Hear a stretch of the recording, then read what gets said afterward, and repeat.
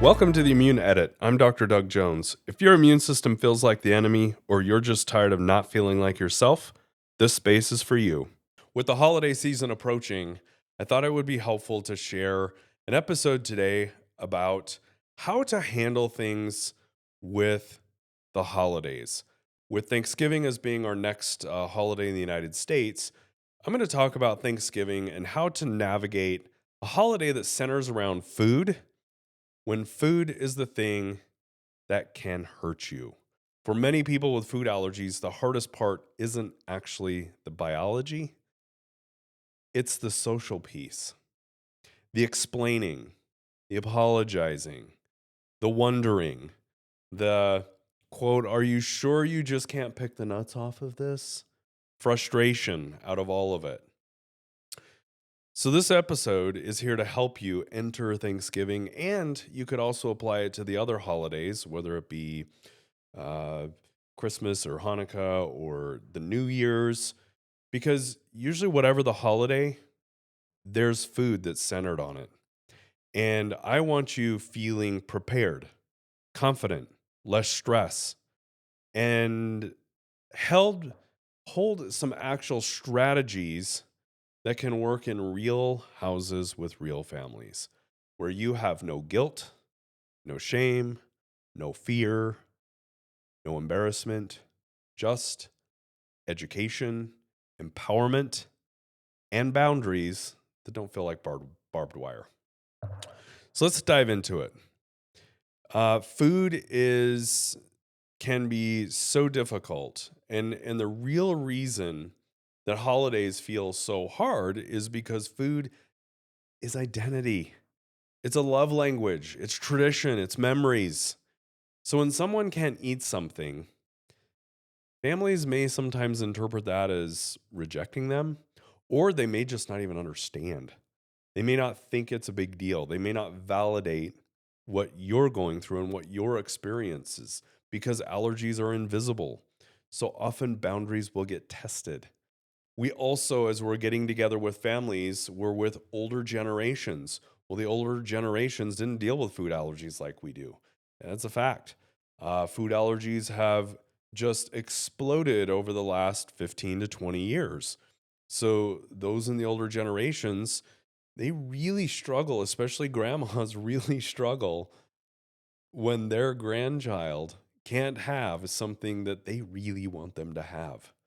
But I often say uh, grandparents and churches are often the most dangerous for those with food allergies because they don't take the care that like schools or other people take. Um, and when these boundaries get tested, it's really hard. And navigating food allergies often is more emotional work than actual logistical work. And there's so much kind of tied to it.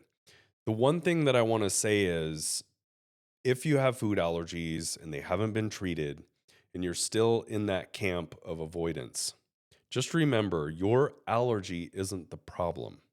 The lack of understanding around it is. That's the issue. So, what we want to do is help you feel more empowered, help those around you feel more educated and empowered, so that we have a greater understanding of real risks and how we can all just be more prepared. Okay. Some of the steps that I want to share with you. Number one, reach out early, not the night before. Say something like, "Hey, I'd really love to figure out a food plan together so that we can enjoy the meal safely with everyone." Offer solutions, not just restrictions. One of the things that, sorry, food allergy families, that it's like, I can't, I can't, I can't, I can't. Instead of that, let's talk about solutions of what we can do. Focus on the cans, not just the can'ts. So offer some solutions. Bring a dish or two that you know is safe. Offer ideas of simple swaps. Instead of "I can't have cow's milk," say, "Well, we can have oat milk, or we can have almond milk, or we can have this milk instead." So offers the solutions, not just the problem. I also think it's helpful to use like a neutral language. And instead of saying, I can't eat that, you may say, I need to stay away from X because it's something that my body reacts to. That's just a simple statement. Uh, and so, one of the things that I'm that I want you to say is, I'm I'm so excited to be with you. I'm so excited for the holidays. I'll bring foods that work well for us. I might not be able to eat everything on the table, or my child may not be able to eat everything on the table, but we care way more about being together than matching plates or mismatching plates. That's the message. We care more about being together. Let's understand this.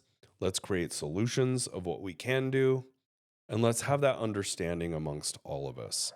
No apology, full clarity, have a warm tone. Those are some of the suggestions that I would say on reaching out early. Now, in terms of your plate strategy, how are we going to eat safely? Because you don't want to necessarily draw a bunch of attention to this, but how are you going to eat safely without drawing attention? You can, first of all, eat a snack before you arrive so that you're not absolutely starving. Survey the table before serving. Start by plating your dish.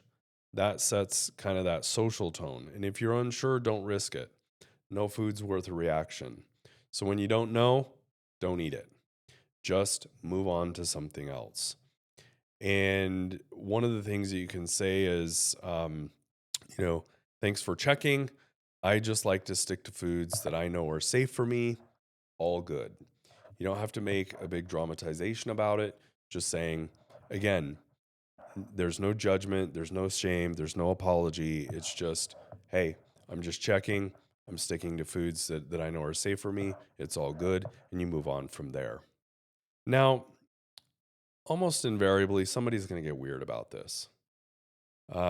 So, what we want to do is, I want to give you maybe a few scripts that you can do and not necessarily stress. So if somebody's getting really weird about it, you may say something like, I appreciate the invite to try it, but I'm just going to pass this time at thank you.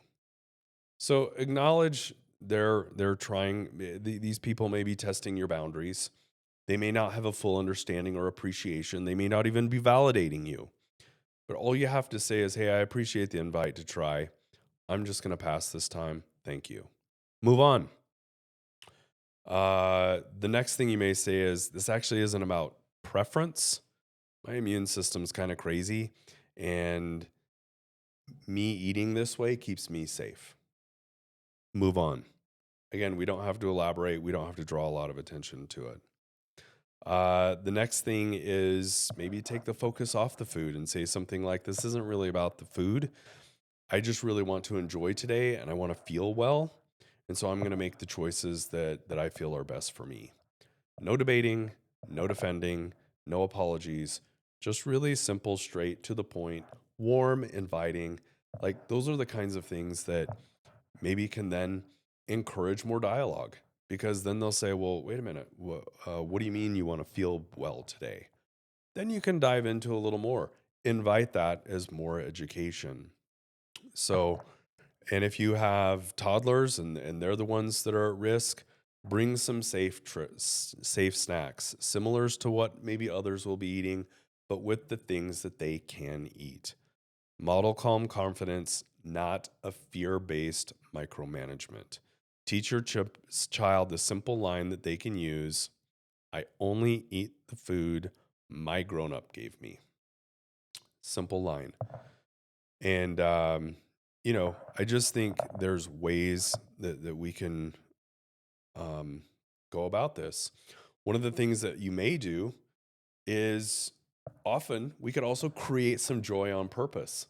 So be intentional about creating joy. Create a new tradition. Maybe you start a new dish tradition that's safe every year. Focus on also the experiences, the games, the walks, the stories, the music, taking some of that focus that's solely on food, taking that away. Food definitely is part of the holiday, but food isn't the meaning of the holiday.